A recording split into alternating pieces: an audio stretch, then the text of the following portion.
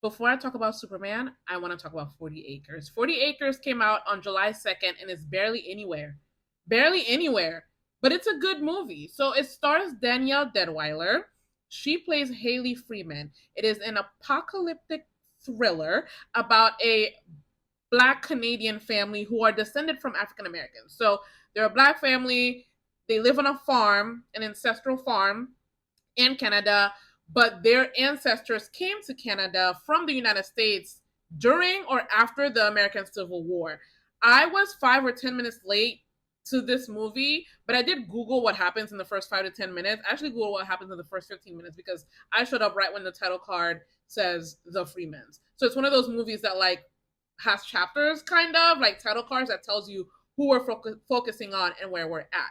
And so this Black family, it's post-apocalyptic, a famine swept through the world, and so resources are scarce, food is scarce, and but this family is thriving, like they figured it out, and their existence is threatened by these cannibals, as you can see on the poster, these cannibals who want what they have. I think 40 Acres is a good movie. It is directed by R.T. Thorne. It's written by R.T. Thorne, as well as Glenn Taylor and Laura Campbell. In addition to Danielle Deadwyler, it also stars Katim O'Connor. We'll get to his character, Michael Grey Eyes, Melcania Diaz Rojas, and Lena Robinson. I think it's good. I think it's worth seeing if you can find it. If you don't get a chance to see it, stream it or rent it or buy it whenever it becomes available to you. I was on the edge of my seat a few times. I was frustrated a few times. It was exciting when it needed to be exciting, and I think that the action and the fighting was very good. I think Hailey Freeman is a great character. If a little needed to be, I'll get to it. But I think she is a great character. I understood. I think Danielle Deadwyler did an amazing job. She carried this movie. I think R.T. Thorne did a great job establishing why she is the way she is. She has an isolationist policy that the family follows. And I think they did a good job showing the necessity of that point of view. I think they did a good job of showing her dedication to her family's survival and her family's continued survival. I do think 40 Acres could have been a little bit better. I think it needed more padding. They did such a good job with Hailey and the rest of her family, which are her supporting characters. They were pretty meh. Hailey is overpowering. She is strict as the matriarch of the family. She is unmoving, and it's kind of to the detriment of the other characters because they don't really get to stand out or be as like clear as she is. Let's talk about it. So Hailey Freeman is former U.S. military. We'll get back to that because this is in Canada. That's how she drives the family. And when I say she's overpowering and she drives the family, she's not running. She has a partner named Galen, and she's not like running all over him. They are lockstep in how they want this to be, but she's definitely it's a matriarchal family. Which is fine. Like I said, I just wanted more of the other characters. They have like a strict routine, strict bedtime, strict wake up time. They take turns on watch, all that good stuff. They, like I said, are completely isolated. They don't help anyone. Hailey's consistently listening to this CB radio thingy, listening to what's happening out there, and you hear the pain and the fear of other people over the radio. They don't step in to help. They are completely like only concerned about themselves. So obviously the point of the movie is that that's going to get disturbed and someone's going to find them. They have one link outside of the farm. I forgot the name of the woman. It might be Georgette, Georgina, whatever. Maybe they trade. We know that the Freemans pick up moonshine. We know the white lady's family produces moonshine and the Freemans pick it up. I don't know what the Freemans give in return. Is it the seeds? That part needed a little bit fleshing out. Like, they have a link out in the world. Are they part of a system? We know they grow their food. White lady is part of a system, but what are the Freemans only taking from her? Not completely sure. So, like I said, something's got to break their routine. Something's got to break Hailey's norm because, she doesn't help anyone. So clearly her lesson is that she's strong enough and her family's strong enough to help people. I don't think that's a bad thing. Like, it's a story. We need some like growth. They need to end up in a different place than where they started. So how are we going to do this? Enter her son, Manny, who is played by Kateem O'Connor. Manny is the oldest child. He is the only boy in the family. And I say boy, like he's like what, a teenager, like older teenager. Maybe he's 20, maybe he's 21. He wants something different. He imagines a different future. He is Hailey and Galen. Galen is indigenous, which is an important part of the story. I watched an interview with R.T. Thorne because I wanted to figure out how to pronounce Kateem O'Connor's first name, and I got to hear what he wanted to do with this movie. He wanted to tell the story of a strong mother and a son. And that's exactly what we got. Unfortunately, that's the only thing we got. And so he wants to break the system. He wants to buck against the system. The system is his mother. He thinks that they could be doing more to help people. He wants to cut the leash that Hailey has him on, because remember, she is ex-military. She is what's the name for people who used to be in the military? It is not coming to me. Veteran. She is a veteran. So she runs a tough ship. So how are they going to get Manny to break all of the rules? Enter a girl. Just a girl. So Manny goes out for a swim. He sees this pretty light-skinned, loose curl pattern girl, and he's watching her from the bushes. And, she's just, she's in her underwear and like maybe a tank top or whatever, looking sexy. He is intrigued because he had never seen something like this before, because he is isolated. Pretty girl ends up at his farm eventually, looking disheveled, looking like exactly what she's been through, and she says she needs help. He takes her and locks her in the barn because he's like, what are you doing here? How did you find us? Like, what do you want? She's saying, I just need help. Everybody in my theater was so sick of it. Everybody in the theater knew what was happening. Everybody in the theater knew from the moment we saw her at the lake that she knew he was watching and that she was there to trick him. 17 scenes later, she tells him, after she lures him away from the farm, which lures his mom away from the farm, she tells him, they told me, aka the cannibals, the marauders who are going around eating people and taking over the farms, they told me to come to your farm because they needed to lure your mother away because they heard she kills people on sight. I'm sorry, they were threatening my family, aka the white lady. She's like mixed, but the white woman had taken, if you haven't seen this, the white woman had taken in a whole bunch of kids. She was one of them. I'm sorry. We already knew this. We've been sitting with this, just waiting for him to figure it out. So here's the thing. Hailey, as such a strong character, like strongly written character, strongly drawn character, I think she needed a better foil than her dopey son who has no instincts. At a certain point, she tells Manny that he's her second in command and she keeps waiting for him to step up, but he keeps choosing himself every time. The thing is that there is nothing special about Manny. He doesn't have good instincts. He's not shown to have any particularly good skills. All the kids are trained to shoot. The girl child, Rain, she's the one there to defend the house when the cannibals come, because Manny's off chasing the girl and trying to make sure that her family is okay. It's giving the mediocre son is being propped up. Meanwhile, the girl child is where the real talent is. But again, like I said before, this story was inspired by R.T. Thorne wanting to tell the story of a son and a strong mother.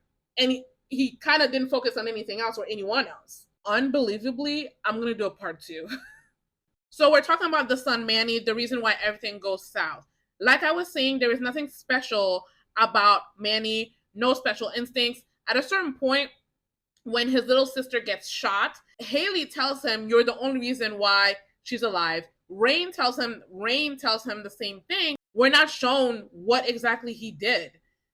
I think when they came into the house, Galen was carrying her. So we were told that Manny deserves to be second in command, but really the only reasons were shown is because he's the oldest kid and he's the boy.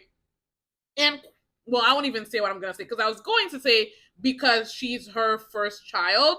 Because, again, if you haven't seen this, Rain, I don't know why I keep saying Rain. Rain is Galen's first child. So they both had one kid when they got together. And then the two younger girls, they had together. Manny wanting to fly away from his mom wanting his own freedom, questioning things, pushing.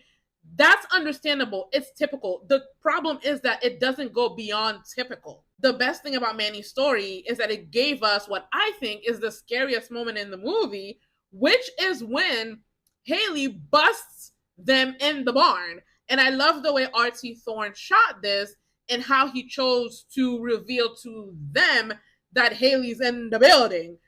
I like that he showed it through Manny's reaction and he kept the music playing as opposed to like cutting the music and having the girl turn around. I think that was really great. I think it's the scariest moment of the movie. Other thing that I think needed to be fleshed out in order to give the movie more padding, I think it is strange that in this R-rated movie, Hailey and Galen don't kiss. Nobody kisses in the movie, but I think that would have helped both Hailey and Galen in just the atmosphere of the movie. So if you haven't watched this, Galen is, like I said, indigenous. It was important to R.T. Thorne as he started to flesh out the context in which he wanted to tell this mother and son like clash, this mother and son story. He thought of like the land, using the land and portraying a people, the Black people, the descendants of African Americans who have always been denied land ownership, showing them owning this land. And he said organically he wanted her partner to be indigenous as to represent a people who have had their land stolen from them. And he also mentions in the interview that it occurred to him that he's never seen a Black indigenous family, like as a family unit. And ironically, like, yes, they're a family, but I feel like he didn't really display any intimacy between Hailey and Galen. And maybe that's where like this whole story representing like his mother and him kind of gets in the way. Maybe that's why he didn't show Hailey in a romantic light. And I'm not asking this for representation purposes. I'm just saying like the fact that they never were really intimate, not even just kissing, but like joking with each other, flirting with each other, not even that. At one point, they're kind of cuddling as they're watching the kids, but like there's no conversation between them that is just about them, about their history together. For the longest time, I thought / wondered, I was like, are they together? Or is he and his daughter just like a family that's just living with them? And then I was wrestling between that and like, well, the two kids seem mixed. The two youngest kids seem mixed, so they must be a family. And then Hailey called him Manny's stepfather, and I was like, oh, okay, they're together. I also noticed that Hailey only had one-on-one scenes with the son, not the daughters. Like she had a scene when she was braiding one of the daughters' hair and Rain was in the room, and I don't really remember what they were talking about, which is not a good thing. But Galen is shown to be interacting. I think he interacts with each of the girls. I don't know if he has much interaction with men. Like it needed more. I wanted more of the family dynamic. It's weird because like they're isolated. All they have is each other, but we weren't shown much intimacy. And again, I think that's where Hailey's like military persona gets in the way of what else we could have had in the story and in this family. We see that the Freemans have this rite of passage. Interestingly enough, Galen does not have a last name. Like as a character, they don't get much. Okay. Neither does Rain. They have this rite of passage where like the kids become a soldier, but then the one child that we see become a soldier immediately gets put out of commission. So it's like, what is the point? Like, at least show us through Rain, maybe show us through the last person who became a soldier. What does this mean? It's just y'all on this farm. What does this mean? Maybe send the girl out on a run or whatever with just Hailey to show her interacting with just the kids, or with Hailey and Galen, you know, mom and dad bonding with their daughter before you take her out. So that got short circuited. Didn't really add anything to the story. Like it told us that they have a tradition, but what about it? Lastly, I do think this, well, not lastly, I do think this post-apocalyptic world needed a little bit more fleshing out. Like, what is the system? How was Hailey serving out of the country? How is she a U.S. Army soldier, but she's in Canada? They're talking about the Union soldiers. Why are we talking about the Union when we're in Canada? Did the U.S. eat Canada? Or like, so, you know, a little loosely drawn. Finally, I want to talk about the difference between Manny's necessary action leading to the cannibals getting to the house, which is a necessary part of the story, and Grace and Sinners letting the vampires in, which is also a necessary part of the story. Why one works for me and not the other, and when I think about it, is the fact that like Grace's action and her saying, "Come on into the," if you haven't seen Sinners, spoiler alert, flick away. If you have to go away, let me tell you right now, this movie, 40 Acres, I rated a 3 out of 5 stars. But Grace's actions, there was urgency above all. There was urgency. They set it up as she wants to fight. And so when it was executed, it was urgent. She wanted to protect her daughter, and then she did fight, and then she went out in a literal blaze of glory, and she killed the person that she wanted to kill. There was no urgency to Manny's decision, no urgency, just him being dopey and dumb and taking an unnecessary risk. Yes, she needed help, but it could have been so much stronger as opposed to very, very lame, but it works out anyways. And because Manny is so lame and so is his decision, if they had killed Hailey, I would have deducted 2 stars from this thing and I would have given it 1 star. But she made it in the end. That was the most like relieving part. She made it, Galen made it, and now they have these whole bunch of kids in the family unit. Yeah, 40 Acres. I think it's good.